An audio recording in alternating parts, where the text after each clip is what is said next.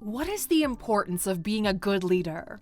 Sadly, the true meaning and importance of leadership has been lost with time. Most people think that being a good leader is all about making money or being powerful, and yet we constantly hear of employees resigning from top multinational corporations because of poor leadership. A bad leader can break a company, but a good one will bring people together. That's why a lot of people would rather work for less pay but with a leader who understands and appreciates them. We know that whenever you think of great leaders, you'll picture people like Bill Gates, Elon Musk, and Kamala Harris. But it's not just about the people at the top of the food chain. Being a leader has nothing to do with power or success. Anyone can be a leader if they understand what it really means. And here's where it gets interesting. You might think leadership is just about managing a group of people. After all, isn't that what leaders do? Well, you couldn't be more wrong. So why don't you sit tight as we explore why it's crucial to be a leader and how you can be one.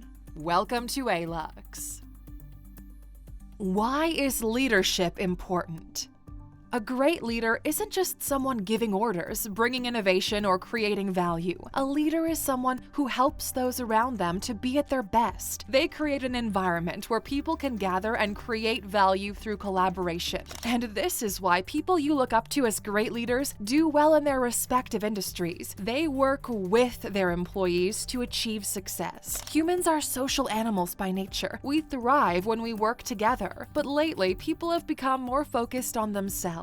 Individuality is being pushed as the key to success, and group dynamics are being left behind. But a leader takes those individuals and makes them a community. A leader guides people so they can achieve their potential, not only on their own, but through work with others as well. But our idea of leadership has been distorted, and now we think of power and money as measures of a good leader. But there are leaders everywhere in life, like our parents and teachers. Their role as guides is fundamental to the well-being of society. And just like they nurture and develop us as we grow into adults, so must a good leader develop the people that are under their charge. If you want those you lead to stick with you for a long time, you must lead intelligently and be mindful of their needs. And while our notions of leadership are kind of distorted, people are becoming increasingly more aware of the necessity of good leadership in today's globalized economy. Even more importantly, they have higher expectations of the people they choose to follow in terms of leadership. A good leader can boost morale and improve the relationship between their employees. And building these relationships creates trust that contributes to the creation of an open and honest culture across the company.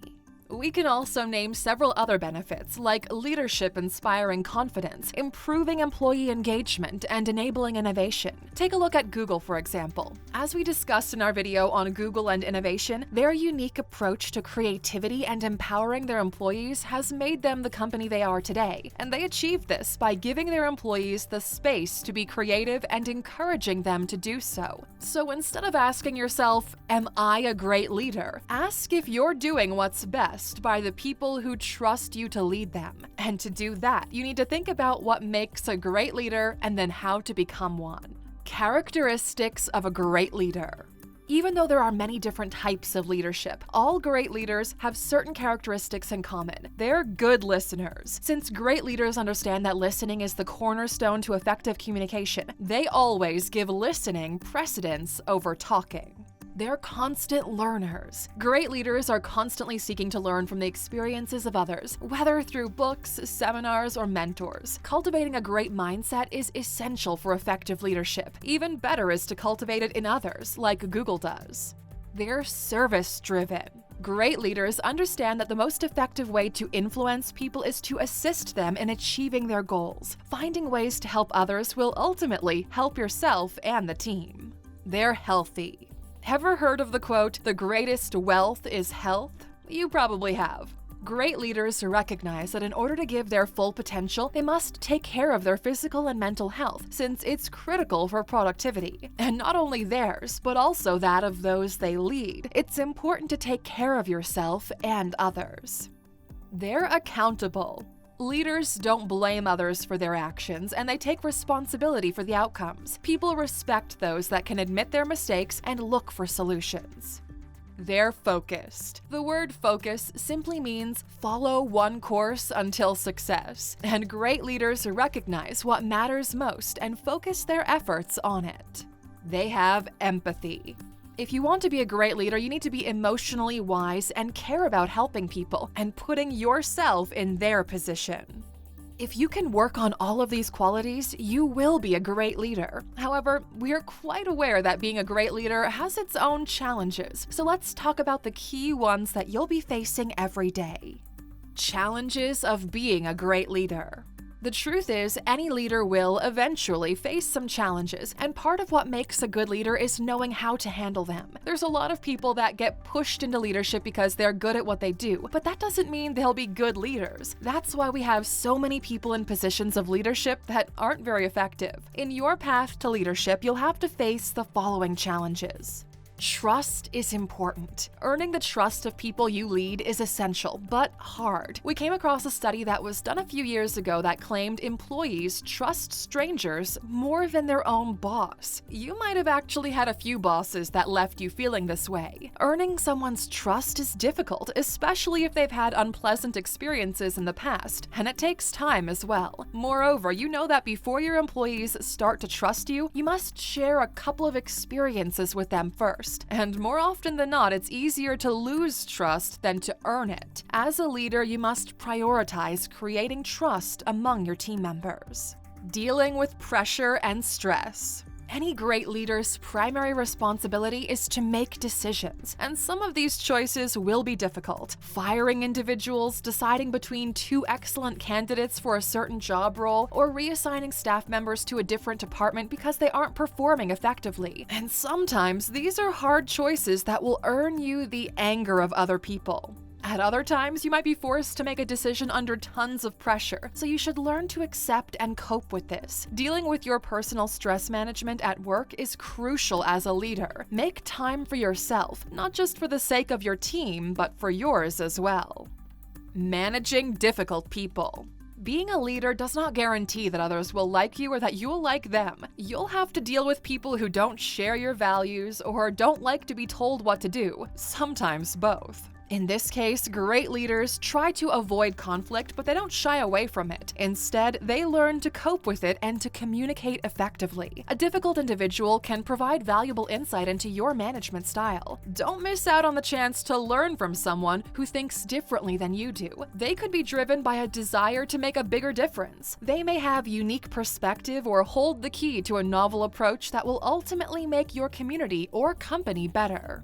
Gifts aren't always presented in attractive packaging. Building strong interpersonal skills is critical for a great leader, and there are many different types of leaders and many ways to lead. It'll take some work to identify the best approach for you and your people, but a good way to do so is to learn from other great leaders. Let's take a look at two famous examples.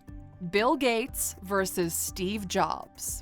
Steve Jobs and Bill Gates, two of the most well-known entrepreneurs in the world, both bring a distinct set of leadership qualities to the table. And there's no denying that both are accomplished business owners who've built massive empires as a result of their hard work and dedication. So let's break it down for easier understanding. One of the most notable differences between Gates and Jobs is that Bill wasn't as creative as Steve. He didn't express his desire to develop solely through his ideas. Instead, he used his team's ideas and advice to create some of today's biggest technological game changers. Bill Gates' enthusiastic and diligent attitude is the driving force behind Microsoft's success. He realized in order to thrive in business, you must be able to adapt to fluctuations and changes. And today, Gates has built a company that's weathered the storm and emerged as a shining star as the result of his business philosophy. Then there's Steve Jobs, who, unlike Gates, didn't recognize the value of collaborating with employees as a team. He was perceived as a more authoritarian leader who was demanding of his team. While his methods were difficult for those who worked for him, they were remarkably effective in ensuring Apple's success. Mind you, Steve Jobs did have the ability to recognize the potential in people, but in a much different way than Gates. He had the ability to pique people's curiosity and elicit strong feelings about a topic. He built a positive work environment through innovative design and optimistic thinking. He wanted to create things in a way that he deemed fit. He was once quoted as saying, People don't know what they want until it's shown to them, and this aided him in his creative and design processes when it came to making products that he knew people wanted. Now, you should understand that these are different approaches to leading. You just have to find the most effective way to bring out your leadership qualities, but you don't have to have a group of people under you to be a leader. And maybe you think that's absurd, but you can even lead without being a leader.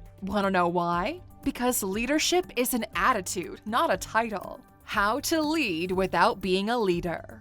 Some folks do as they're told and just focus on their duties, but leaders are willing to tackle difficult issues that other people avoid. They're willing to speak up rather than accept something that they believe would be a mistake. Leaders don't want to be thanked. Instead, they readily express gratitude to their peers, subordinates, and employers. They publicly express gratitude and acknowledge the contributions of others. And we both know that giving compliments to your peers doesn't require a managerial title. You'll stand out if you're willing to share compliments and convey a positive mindset. And finally, to make a difference in other people's professional lives, you don't need a long, prestigious title. Organize a training session or mentor your peers. If your company has a mentorship program, let HR know that you'd like to participate, or you could even start one if there isn't one already. Reverse mentoring is yet another visible and practical technique to demonstrate your leadership abilities to someone in a higher position than you. For example, if you're an SEO specialist and you know your bosses are clueless when it comes to SEO, don't you think it wise to offer to help them? We believe it's an effective approach to get on the radar of some decision makers. Okay, Luxers, we've come to the end of this session for today, and as always, we've got a bonus for those of you watching with us until the end.